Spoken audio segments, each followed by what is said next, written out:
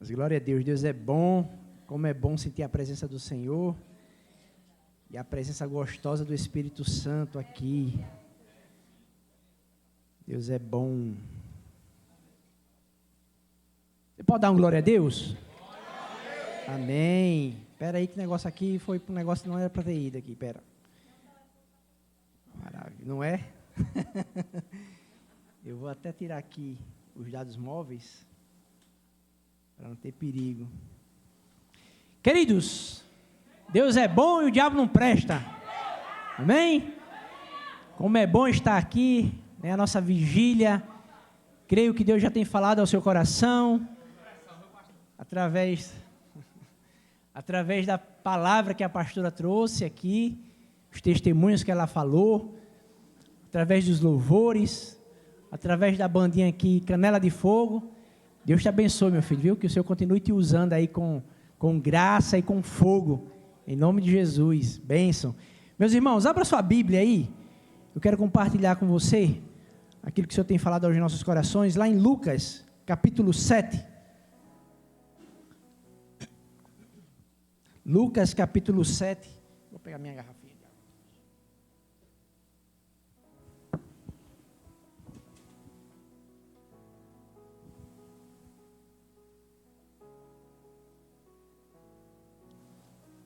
Vigília é bom porque não tem muita formalidade, né?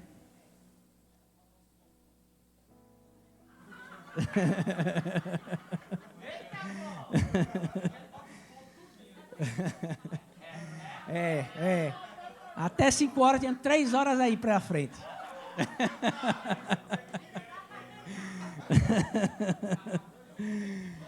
Aleluia. Lucas capítulo 7, verso de número 9. Eu louvo ao Senhor por essa palavra. O Senhor já andou confirmando aqui durante todo o culto, desde a hora que começou a nossa vigília.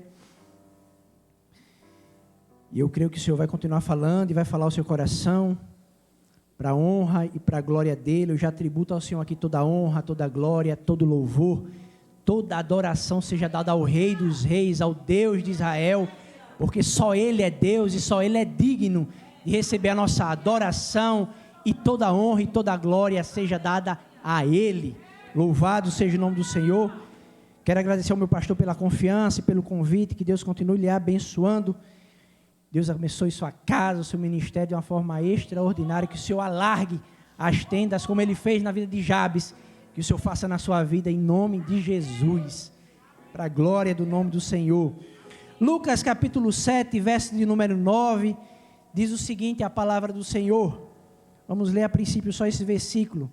E ouvindo isso, Jesus maravilhou-se dele, e voltando-se disse à multidão que o seguia: digo-vos que nem ainda em Israel tenho achado tanta fé.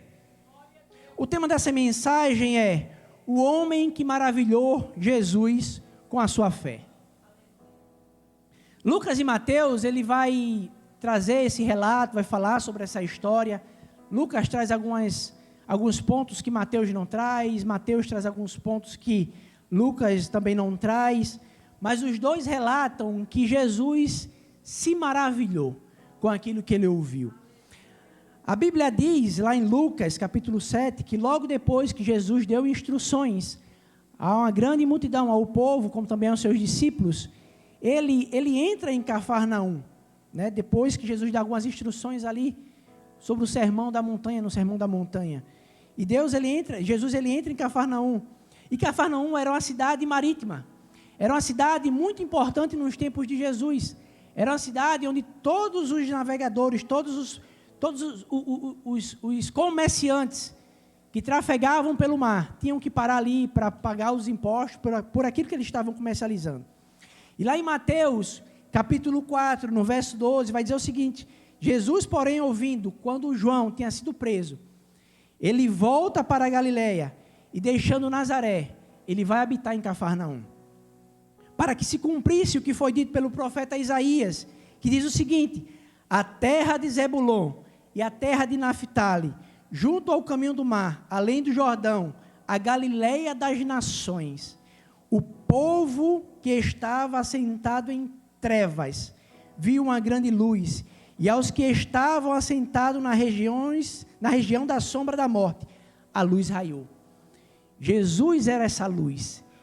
Jesus não foi morar em Cafarnaum por um acaso, porque ele achou que era uma cidade portuária, à beira-mar, e disse, eu vou ficar aqui. Não, ele foi para cumprir algo que o profeta Isaías tinha profetizado lá atrás, que um povo que andava em treva, que estava em treva, ia haver uma luz raiar no meio deles.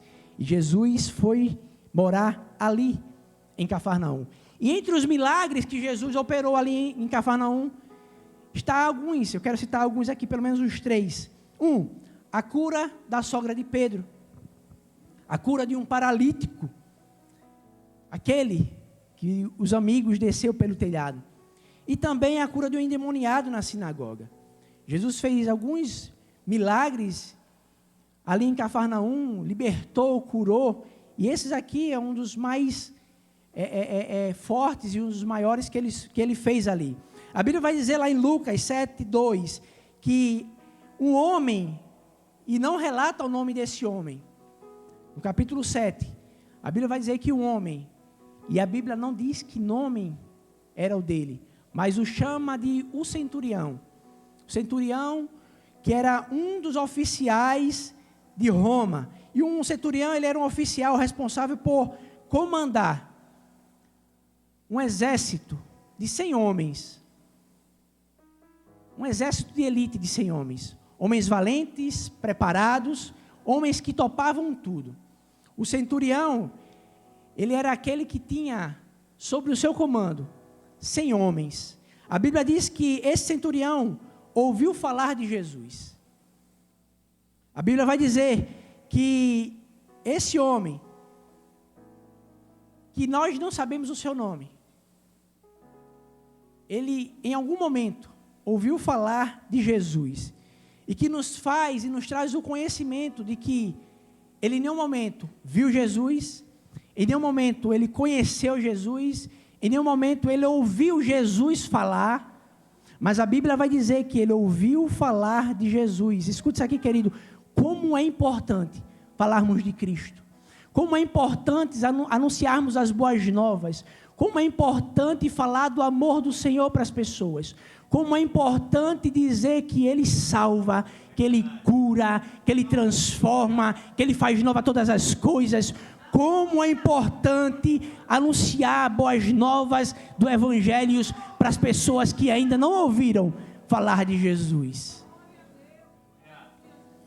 Em Romanos 10:17 diz que, de sorte que a fé ela vem pelo ouvir, e ouvir a palavra de Deus. Não é de um barulho, não é de um ruído, não é de falácias, mas é de ouvir a palavra de Deus. A fé, ela vem pelo ouvir e ouvir a palavra de Deus. Isso gera fé. Não é ouvir qualquer coisa, a fé ela é gerada quando ouvimos a palavra do Senhor. Ela entra no nosso coração e começa a brotar ali a nossa fé, começa a nascer fé. A fé crê que não, naquilo que não se vê. Fé crê que aquilo que eu não consigo pegar, aquilo que não é tangível, vai acontecer. Fé é crer que aquilo que eu espero, embora não esteja vendo, ela vai acontecer, vai chegar e vai se cumprir. Isso é fé. E Hebreus vai falar sobre isso aqui. Fé é crer que mesmo com as circunstâncias aparentemente contrárias, mesmo com as circunstâncias aparentemente adversas, eu creio que tudo vai dar certo, que o milagre vai acontecer, que a cura vai chegar, que a porta vai se abrir, que o mar vai se acalmar, que o gigante e a muralha irão cair. Fé é crer que se o mar não se abrir, o Senhor me fará andar por sobre ele. Fé é crer que em meio ao deserto, o Senhor está gerando em mim e na minha casa milagres. Fé é crer quando tudo diz que não, quando as pessoas não acreditam mais, eu continuo ali perseverando, crendo no Deus do impossível e sabendo que ao seu tempo Ele cumprirá aquilo que Ele me prometeu, Ele realizará o desejo do meu coração. Escute isso aqui, querido, fé, ela é gerada pelo ouvir. Então anuncie a palavra do Senhor. Fale da palavra do Senhor. Verbalize a palavra de Deus, declare ela sobre a sua vida, para que você mesmo também possa ouvir, e que você possa declarar: em Cristo eu sou mais do que vencedor, maior o que está comigo do que o que está no mundo, o Senhor tem trabalhado ao meu favor, tudo que eu colocar as minhas mãos prosperará, onde eu colocar a planta dos meus pés, a bênção do Senhor estará comigo. Nada é impossível para Deus, o Senhor é o meu pastor, nada me faltará, Ele é o meu refúgio e a minha fortaleza, eu sou filho do Deus vivo, eu sou a coroa da criação, tudo é possível ao que crê. Declare isso sobre a sua vida, verbalize isso, isso vai gerar fé no seu coração, aleluia, porque a fé vem pelo ouvir, e ouvir a palavra de Deus, aleluia. Declare isso, declare a palavra de Deus sobre a sua vida, gere fé, traga à sua memória aquilo que pode lhe trazer esperança, não deixe que as circunstâncias roubem a sua fé. Deserto, queridos, é canto que Deus nos leva para nos provar e nos testar, para nos aperfeiçoar, para nos moldar, para nos levar para outro nível. Ninguém assume uma cadeira de administrador de uma empresa se ele não passar primeiro por uma faculdade, se ele não passar primeiro pela experiência. Aí tem teoria e tem prática, duas coisas importantes e totalmente diferentes uma da outra. É necessário o processo para se ver o propósito. Não existe propósito sem processo. Não existe confirmação e cumprimento de promessa se não tiver processos. O processo faz parte. Nutra sua mente com a boa e a poderosa palavra de Deus. Declare a promessa de Deus sobre a sua vida. Traga à sua memória o que pode lhe trazer esperança. Declare as bênçãos do Senhor sobre a sua vida e sobre a sua casa. O centurião, ele tinha ouvido falar de Jesus. Ele não conhecia o Senhor, mas ele ouviu falar que Jesus operava milagre. Ele ouviu falar que Jesus curava coxo. Ele ouviu falar que Jesus fazia cego ver. Ele ouviu falar que Jesus fazia coxo andar. Ele ouviu falar que Jesus multiplicava pães e peixes. Isso gerou fé no seu coração. Ele ouviu falar de Jesus. A Bíblia diz que ele tinha proximidade com as pessoas. Ele era amigo de alguns anciões judeus. E ele vai pedir para que aqueles homens vá até Jesus. E peça para que Jesus vá até a sua casa. Porque aquele homem, ele estava com o seu servo, um servo que ele tinha muita estima, que ele amava, enfermo. A Bíblia vai dizer que esses homens se aproximam de Jesus e começam a conversar com o Senhor. Não vai trazer esse relato da conversa, mas aqui eu quero conjecturar que eles começaram a falar com o Senhor. Jesus, ele está precisando de um milagre. Jesus, o servo dele está enfermo. Jesus, é um servo que ele ama. O Senhor pode ir lá. A Bíblia não vai relatar as respostas de Jesus. Não diz. Mas, conjecturando, e pelo que aconteceu, eu acredito que a resposta de Jesus era: não, eu não vou. Eu não quero. Ou simplesmente Jesus não estava dando atenção para o que estava acontecendo ali, para o que aqueles homens estavam falando.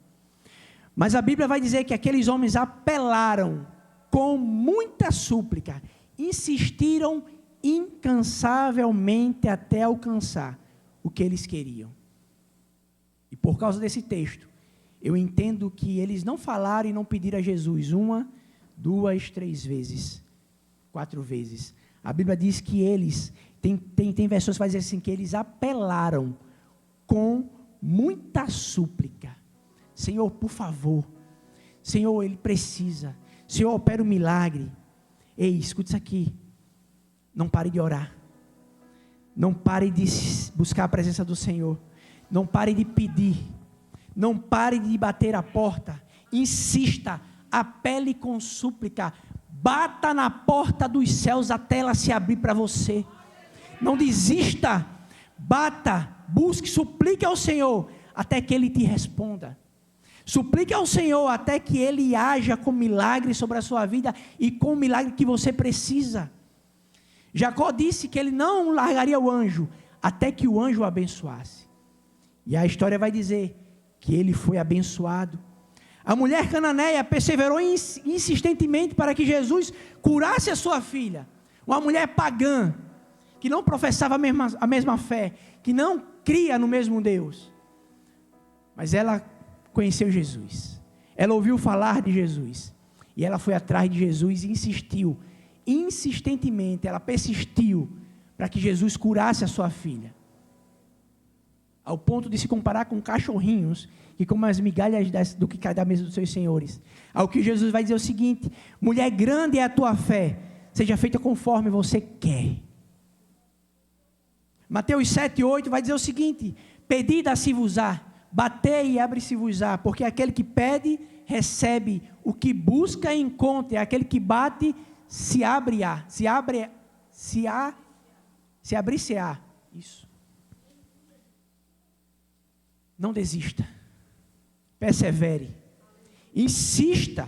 Jeremias 29, 13 e 14 diz: e buscar-me-eis e me achareis, quando me buscar com todo o vosso coração, e eu serei achado de vós, diz o Senhor. Busque o Senhor. Segundo aos Crônicas 7,14 diz: e se o meu povo, que se chama pelo meu nome, se humilhar e orar e buscar a minha face e se converter dos seus maus caminhos, então eu ouvirei dos céus, perdoarei os seus pecados e sararei a sua terra. Busque ao Senhor, insista, persevere, independente das circunstâncias. Deus não perdeu o controle de nenhuma situação. Ele ainda está num trono e permanecerá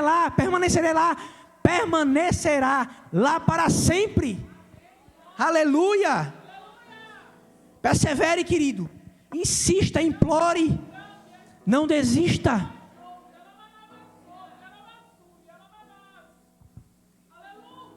Não desista dos seus sonhos, não desista dos seus projetos, não desista da sua empresa, não desista da sua família, não desista daquilo que você tem apresentado ao Senhor. Não se preocupe com o tempo, Ele é o dono do tempo. Tudo acontece no tempo do Senhor. No tempo de Deus, tudo se acontece com perfeição.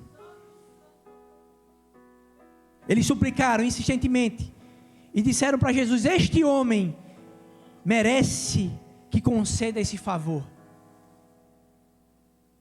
Ele trata bem o nosso povo, ele ama a nossa nação, e ele mesmo construiu a sinagoga. Olha só o que esses homens fizeram, a intercessão desses homens a respeito desse centurião com Jesus, ao ponto de dizer: Senhor, ele merece que o Senhor faça isso por ele. Ele merece que o Senhor opere um milagre na vida dele, na casa dele, na vida do servo dele. Ele merece, Jesus, porque ele ama a nossa nação. Ele construiu uma sinagoga, ele trata bem o nosso povo. Sabe, lá em Gênesis capítulo 12, quando Deus está falando com Abraão, o chamado de Abraão, o Senhor vai dizer o seguinte: eu abençoarei os que te abençoarem, e amaldiçoarei os que te amaldiçoarem, e em ti serão benditas todas as famílias da terra. Quando aqueles homens estão insistindo com Jesus para que opere um milagre na vida daquele centurião, na vida do servo do centurião, e quando eles estão dizendo o seguinte: Senhor, ele merece, porque ele ama o seu povo, ele ama a nossa nação, e ele construiu uma sinagoga. Sabe o que eles estavam fazendo aqui, querido? Eles estavam falando para Jesus algo que fazia com que aquele homem tivesse acesso a essa promessa. Eu vou abençoar, Abraão, aqueles que abençoar você e a sua descendência. Aleluia. Aqueles que abençoar você e toda a sua descendência, eu também o abençoarei. Quando esses homens, esses anciões aqui estavam dizendo para Jesus: Jesus, ele ama a nação de Israel, Ele construiu uma sinagoga para que nós pudéssemos estar ali te adorando, ouvindo a tua palavra. Ele trata bem o nosso povo. Eles estavam dizendo para Jesus algo que fazia com que esse centurião acessasse essa promessa que Deus fez a Abraão, lá em Gênesis capítulo 12. Lucas aqui está falando de algo que aquele centurião, mesmo sem saber, estava semeando e que ao seu tempo ele iria colher. Deus, ele não fica devendo nada para ninguém, queridos. Nada para ninguém. E ele vela em cumprir a sua palavra. Ele vela em cumprir a sua palavra. Em Lucas 6,38, Jesus vai dizer o seguinte: dai e se vos há dado, boa medida, recalcada, sacudida, transbordando, vos darão. Lucas aqui está falando sobre colheita, e uma colheita que seria segundo a sua semeadura. Ou seja, à medida com que eu fizer a semeadura, eu também colherei. Na mesma proporção, a semeadura será colhida. Mas entende isso aqui, ela será igual num campo da comparação. Se o fruto da semente é bom, se a semente é boa, os seus frutos serão bons. Se a semente é ruim, os seus frutos serão ruins. Essa colheita aqui, ela é igual no campo da comparação. Semeia muito, colhe muito, semeia pouco, colhe pouco. Se a semente é boa, os frutos serão bons. Se a semente é ruim, seus frutos serão ruins. Agora, quando é no campo da proporcionalidade, a colheita sempre será maior do que a semente. Sempre será maior do que a semente. A Bíblia vai dizer que a colheita será até 100 vezes mais do que foi semeado. Será boa, de boa medida, recalcada, sacudida e transbordante. Esse centurião era diferente. Ele era amigo das pessoas, ele era amigo dos judeus. Ele tinha um bom relacionamento com as pessoas. Ele era querido pelos judeus. E aqueles homens intercederam por ele. Sabe o que eu aprendo aqui, querido? Que aquele que semeia, ele sempre irá colher. Quem semeia amor, vai colher amor. Quem semeia compaixão, vai colher compaixão. Quem semeia atenção, vai colher atenção. Quem semeia generosidade, vai colher generosidade. Quem semeia honra, vai colher honra. Sempre irá colher. E o oposto também é verdade. A Bíblia diz que quem semeia vento, colhe tempestade. Não tem como ser diferente. Eles intercederam, clamaram, imploraram insistentemente para que Jesus curasse o servo daquele centurião. Sabe o que eu aprendo aqui, querido? Que o Senhor sempre levantará pessoas para interceder por mim e por minha casa, nos tempos de adversidades e de angústias. Deus sempre levantará alguém que vai me ajudar em oração, que vai ser uma coluna comigo, para interceder pela minha vida e pela minha casa. A Bíblia diz que Jesus foi com aqueles homens, e chegando próximo da casa, a Bíblia vai dizer que o centurião manda alguns amigos, com a seguinte mensagem para Jesus: Senhor, não te incomodes, porque, olha só que interessante aqui, ele vai dizer assim, porque eu sei, olha a confirmação e a verdade, eu sei que eu não sou digno de receber o Senhor no teto, debaixo do meu teto, como também não me achei digno de ter contigo. Mas Senhor, libere uma palavra. Libere uma palavra, Jesus. Porque eu sou, dizendo o centurião, um homem debaixo de autoridade, e tenho pessoas que também estão sobre a minha liderança. Eu digo aos meus soldados, vai, e ele vai. E ao outro, vem, e ele vem. E ao meu servo, faça isso, e ele faz. E a Bíblia vai dizer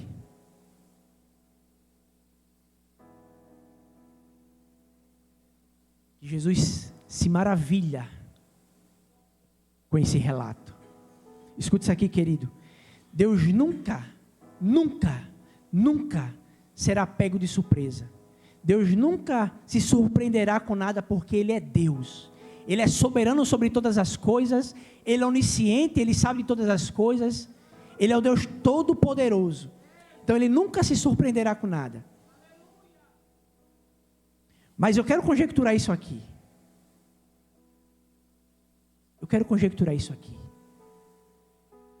Quando Jesus escuta aqueles amigos relatando as palavras do centurião, em dizer: Senhor, eu não sou digno de receber o Senhor na minha casa. Senhor, eu nem me achei merecedor de ter contigo no meio do caminho. Mas libere uma palavra. Se o Senhor liberar uma palavra, eu sei que o meu servo vai ser curado. Sabe? E conjecturando aqui, eu acho que nesse momento Jesus fez assim: yes! É isso. É essa fé que eu quero. É essa fé que eu quero que o meu povo tenha no seu coração. É essa fé que, meio às diversidades e às circunstâncias contrárias, permanece firme. É essa fé inabalável. Essa fé extraordinária. É a fé que crê mesmo quando não se pode ver, mesmo quando não se pode pegar, mesmo quando não é palpável, mesmo quando as circunstâncias dizem o contrário, dizem que não vai dar certo, ela permanece lá. É essa fé que eu quero que o povo tenha. É uma fé que crê que uma palavra pode mudar uma história, crê que minha palavra pode mudar uma vida, crê que minha palavra pode mudar uma direção. Essa fé que eu quero, uma fé que crê que o milagre chegará, mesmo quando tudo diz que não vai mais chegar. Essa fé, essa fé que eu quero que o meu povo tenha, uma fé inabalável no Deus do impossível. Louvado seja o nome do Senhor. Ei, queridos, eu creio que o Senhor pode fazer coisas impossíveis aqui nessa noite, em vidas que aqui está. Eu creio que o Senhor pode fazer o impossível na sua vida hoje. Eu creio que o Senhor pode mudar a sua sorte hoje. Eu creio que o Senhor pode mudar a história da sua vida hoje. Louvado seja o nome do Senhor, porque Ele está aqui. Ele é o Deus todo-poderoso e pode fazer infinitamente mais, além daquilo que pedimos ou pensamos. Ele é o nosso Deus. Ele é o nosso Deus. A Bíblia diz que Jesus se maravilhou com aquele homem, com aquelas palavras. E disse: digo-vos que nem ainda em Israel tenho achado tanta fé como eu vi agora.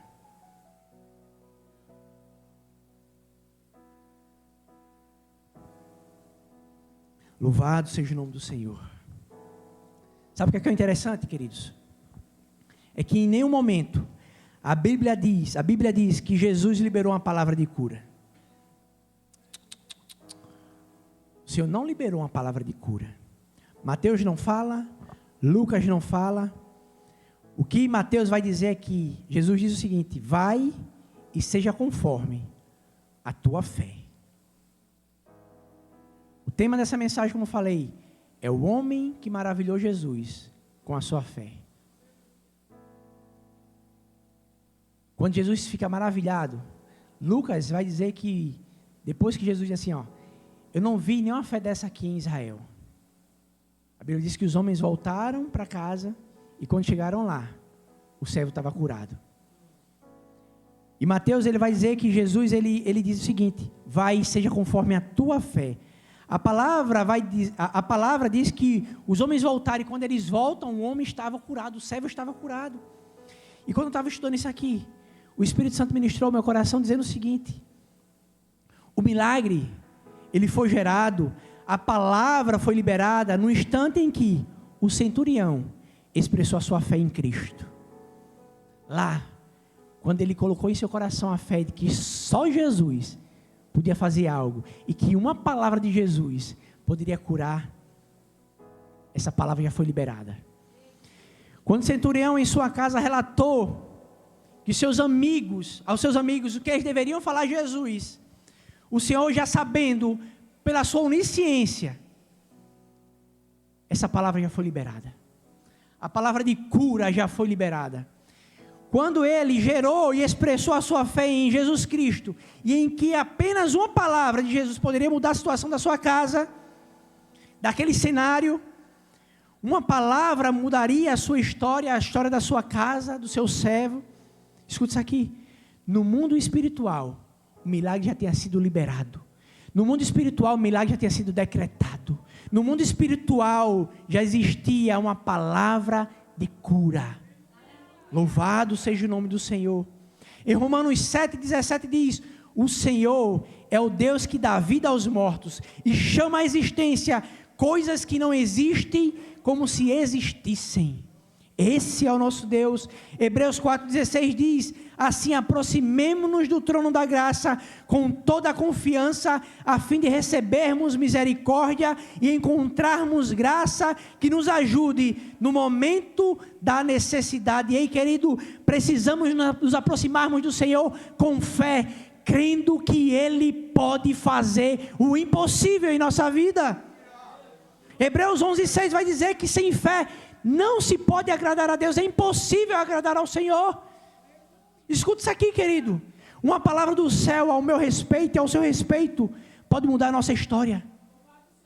Uma palavra do Senhor pode mudar a minha e a sua sorte. Uma palavra pode gerar cura na minha vida e na sua vida. Uma palavra pode me levar a lugares mais altos. Uma palavra do Senhor pode alargar as minhas tendas. Uma palavra do Senhor pode abrir portas que jamais foram abertas. Uma palavra do Senhor pode gerar promessas. Uma palavra do Senhor pode cumprir promessas. Uma palavra é o suficiente. Você lembra de Ana? Eu já estou me encaminhando para o final.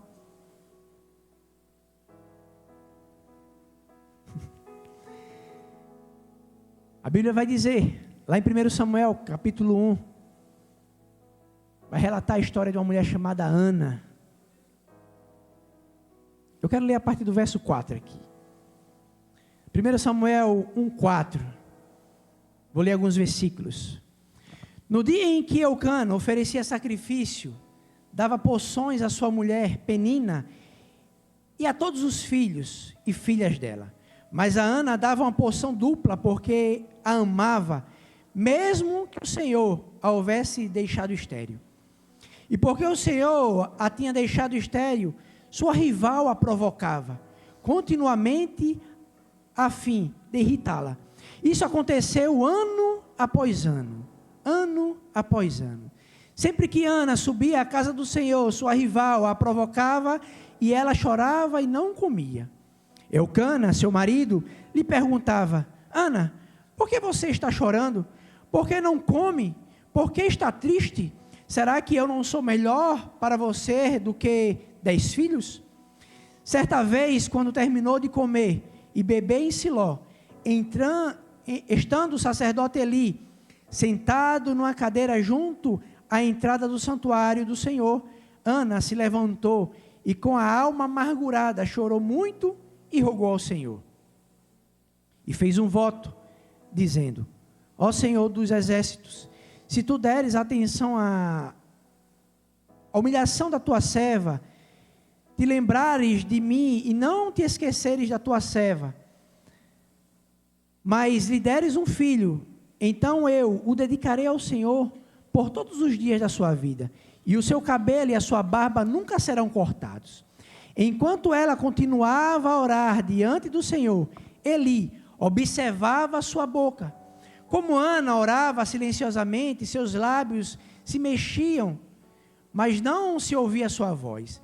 Então Eli pensou que ela estivesse embriagada e lhe disse: até quando você continuará embriagada?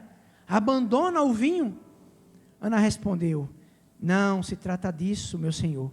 Sou uma mulher muito angustiada, não bebi vinho nem bebida fermentada. Eu estava derramando a minha alma diante do Senhor. Não julgues tua serva uma mulher vadia. Estou orando aqui até agora por causa... Cadê? Me perdi. Por causa da minha grande angústia e tristeza. Ele respondeu: vá em paz, e que o Deus de Israel lhe conceda o que você pediu. E ela disse: espero que sejas benevolente para com a tua serva. Então ela seguiu seu caminho, comeu, e seu rosto já não estava mais abatido. Na manhã seguinte, eles se levantaram, adoraram ao Senhor, então voltaram para casa em Ramá. Elcana teve relações com sua mulher, Ana, e o Senhor se lembrou dela. Bendito seja o nome do Senhor. Assim Ana engravidou e no devido tempo deu à luz um filho e deu-lhe o nome Samuel, dizendo: eu pedi ao Senhor.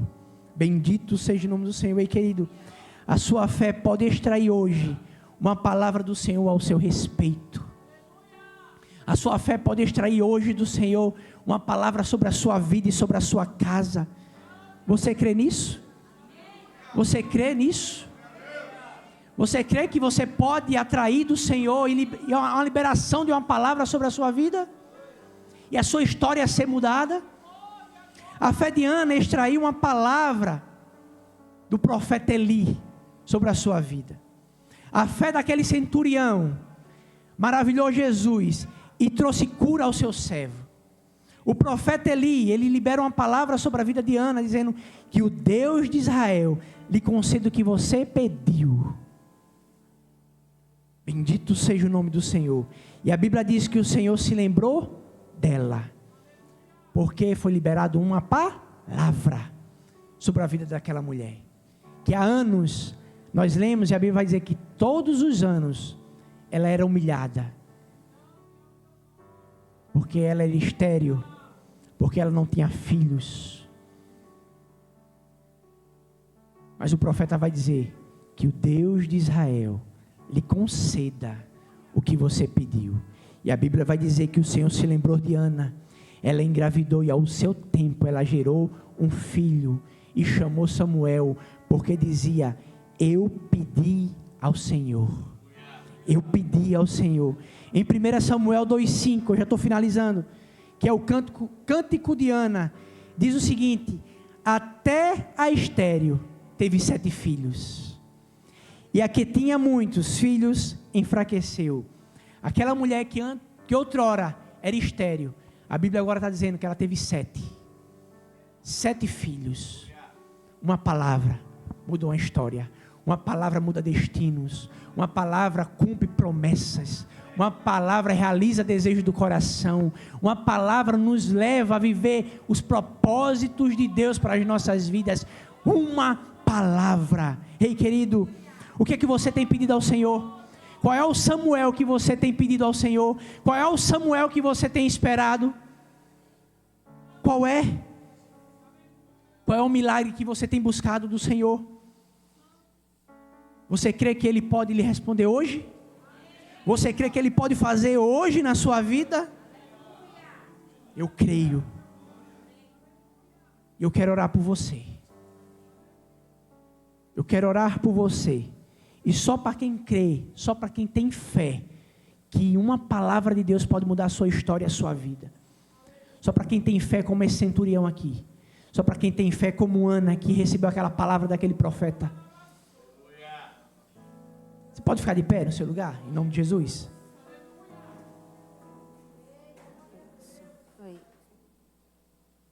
Uma palavra pode mudar uma história. Uma palavra pode cumprir milagres, promessas. Uma palavra anula decretos e sentenças. Uma palavra. Eu quero orar por você. Se você crê, se você tem fé que Deus e somente Ele pode mudar a sua história, o cenário que você está vivendo, que somente Ele pode operar o milagre que você precisa. Se você crê nisso, eu quero orar por você. Agora, se você não crê, querido, fique aí no seu lugar, não sai nem daí. Agora, se você crê, eu quero que você venha aqui na frente, enquanto nós vamos louvar, cantar um louvor, Bela. Se você crê, se você tem fé, venha aqui na frente. Agora, se você não crê, querido, não saia do seu lugar em nome de Jesus.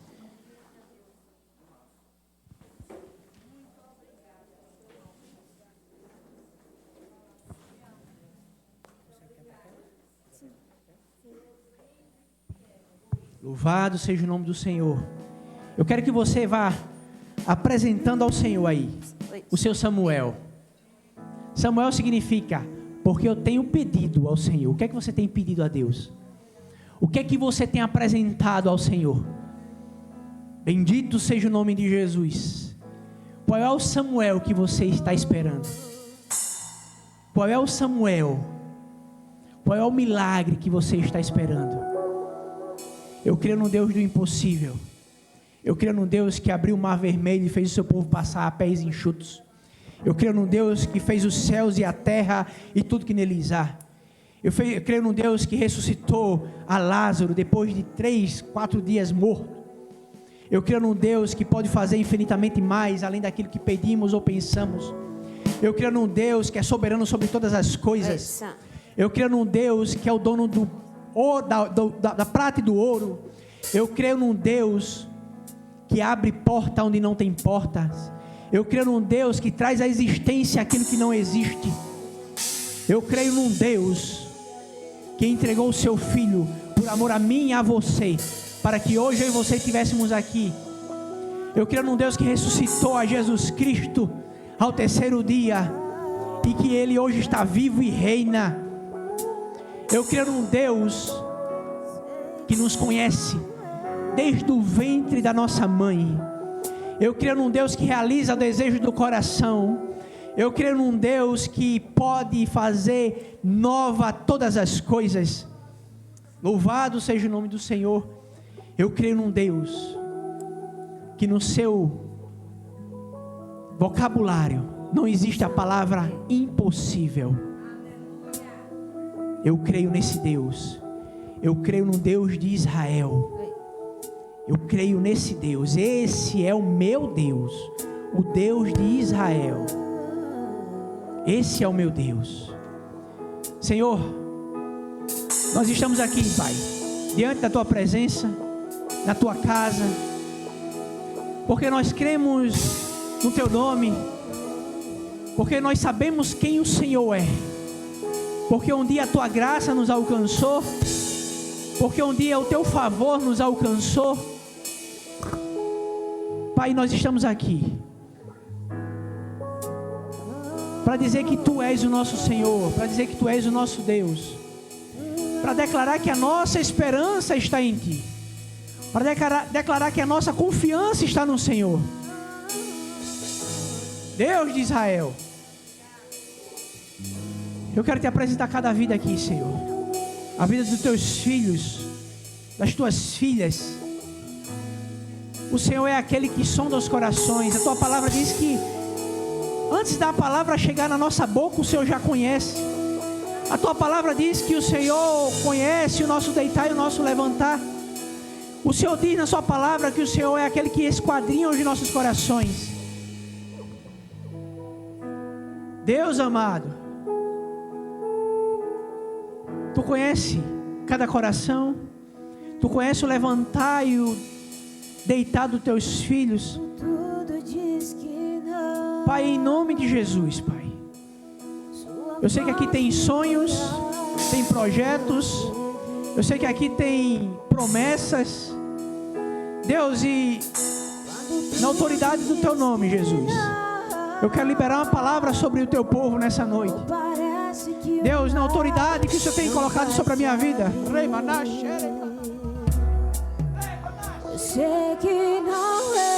Senhor, pela autoridade do Teu nome, Jesus, que promessas se cumpram, que seja conforme a fé do Teu povo, como Ele disse a Ana naquele dia, que seja conforme aquilo que você tem pedido ao Senhor, que o Deus de Israel conceda o desejo do seu coração, que seja conforme a sua fé, e que ainda esse ano, Deus, o Senhor possa surpreender o seu povo, o Senhor possa surpreender os Teus filhos ainda esse ano, Deus. O ano não acabou, Pai, o ano ainda não acabou. Que o Senhor possa estar visitando, abre portas, desfaz decretos contrários, Senhor. Assina contratos para os teus filhos. Dê vitória aos teus filhos. Abençoa empresas, negócios, famílias, lares, casamentos. Pai, em nome de Jesus, abençoa os filhos. Gera filhos. Abençoa ventres aqui nessa noite. Deus, em nome de Jesus, no nome que é sobre todo nome, eu peço, Senhor, visita, que ainda esse ano pessoas possam testemunhar do teu favor, da tua bondade, da tua graça, do teu cuidado, da visitação do Senhor, em nome de Jesus, Pai. Eu repreendo tudo aquilo que não vem do Senhor, todo pensamento contrário, tudo aquilo que quer minar a fé dos teus filhos, tudo aquilo que quer tirar a paz no lar, na casa, eu repreendo em nome de Jesus. Em nome de Jesus eu repreendo tudo aquilo que não vem do Senhor e profetizo, Senhor, toda sorte de bênção sobre a vida do teu povo, sobre a tua igreja, sobre os teus filhos. O Senhor diz que se nós estivermos dispostos a te obedecer, comeremos o melhor dessa terra. Deus, e que haja cumprimento dessa palavra, dessa promessa sobre as nossas vidas, Senhor, em nome de Jesus, em nome de Jesus. Essa é a nossa oração. Vamos louvar o Senhor, vamos louvar ao Senhor. Declare que Deus lhe abençoe em nome de Jesus, em nome de Jesus.